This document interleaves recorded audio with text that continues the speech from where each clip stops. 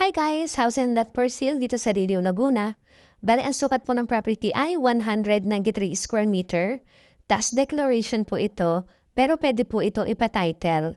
Nagkakahalaga po ito ng 2.6 million pesos po. Tabing Barangay Road po ito. Ayan, meron po itong parking lot.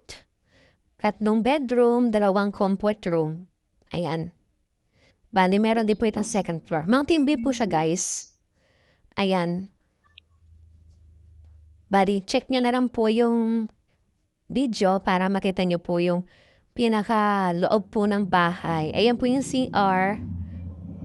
Ayan, ito po yung isang room sa second floor. Tapos nasa katabi niya lang po yung isang room. Pangalawang room po yan, guys. Ayan. Updated tax po ito, guys. Buhay po si owner.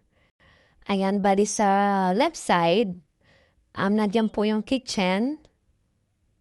Ayan po.